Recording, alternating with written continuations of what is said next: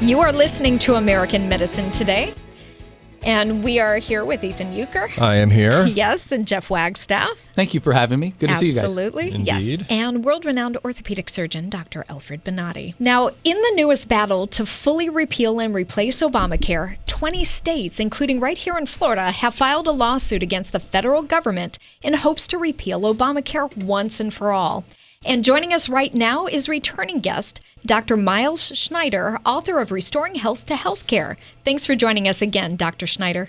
Thank you for having me. Hello, everybody. Hello. Now, Hey. Just to explain for people who don't know Dr. Schneider, if they don't follow this as closely as all of us do, the individual mandate requiring people to have insurance was repealed back in December. Now, this new lawsuit states that since it no longer applies, it is not therefore going to be considered a tax, so it is therefore unconstitutional. Is that a fair synopsis? Yes, it is. Okay. All right.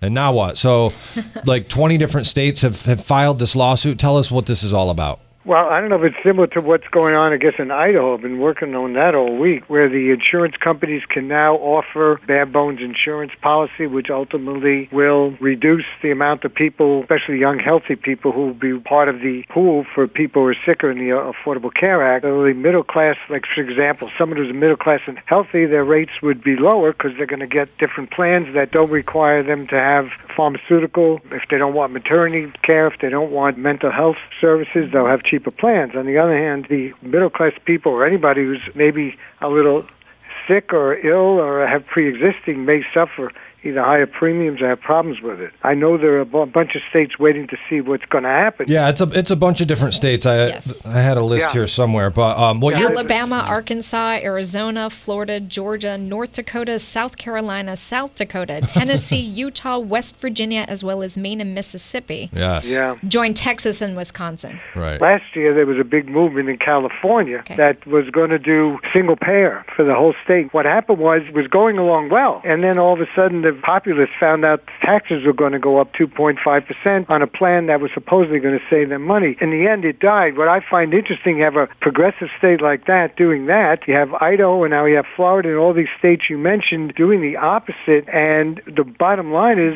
no matter where you go, Affordable Care Act is obviously not worked, and it obviously needs to be somehow, say, repealed and replaced, but at least modified significantly. So it just shows you both sides of the aisle. As far as the people are speaking of the states are not happy with this. You know, Trump recently came out at CPAC and said something to the effect that he thought it might be easier to dismantle Obamacare piece by piece as opposed to completely repealing and replacing. What do you think? Well, because I guess he can't get it through Congress. Yes, he's doing that. This week, the Health and Human Services, it's in the comment stage where you have to wait a few months. I guess they started it in January, right after he became in office, to offer similar things, let plans with less services like we just mentioned. The exact same thing. So I know everyone's worried, is the federal government going to sue these states? Well, that was going to be my next question, Dr. Schneider, is specifically the Idaho thing that you were talking about earlier.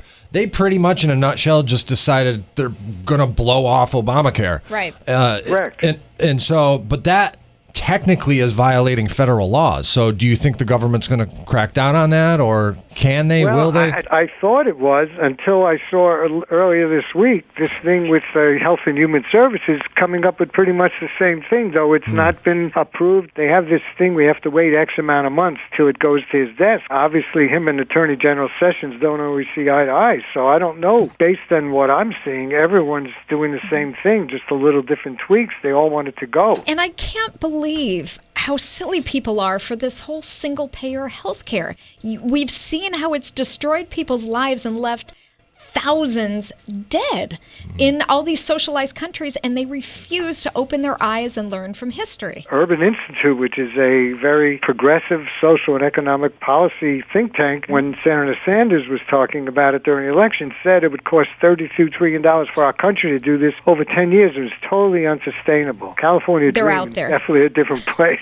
It's a different planet. Different country. Yeah, but they want to be. It can't work. Once the people found out the taxes were going to go up, which is even higher than it is, then Governor Brown said he wouldn't sign it, and it was all brought up by the Democrats to begin with. 70% people were for it before the Republicans brought up the tax issue. The next day they did a poll, 58% against, so that was the end of it. Dr. Schneider, tell us a little bit about your book, because you basically have a plan of your own. It's called Restoring Health to Healthcare. 70% of diseases are preventable by early detection and lifestyle choices, and all the big studies that I've seen, 3 things: nutrition, exercise, and stop smoking. Do those 3 things, 70% of most of the diseases, the ones heart attack, stroke, cancer, diabetes, so forth, can be prevented. So my plan calls for a wellness exam before you get insured for the next year. You have to go to your doctor. I call him a wellness doctor, but right now it would be the internist family doctor. Have to get an exam or physical, and let's say you're 20 pounds overweight, you have a little high sugar or high cholesterol, you're not active physically, and the doctor says next year when you have this exam, need to lose 20 pounds, got to have you get your sugar down with or without medication. If you meet those goals, then you can get from $1,000 to $5,000 deduction or tax credit or tax break. I don't think we'd have a healthcare problem like we have now in terms of finances, high premiums, copays, all the spending, if we'd start getting healthier. And the only way I know how to do it is to try to, incentivize people. Dr. Schneider, Right. that's far too logical of a plan to ever get through. Because it makes sense. It makes sense. It's never going to fly in Washington. Responsibility and accountability. Those are key in what you just told us. Absolutely. So thank you for that. Absolutely. There's not enough of that in this country right now. Right. Thank you so much, Dr. Miles Schneider, author of Restoring Health to Healthcare.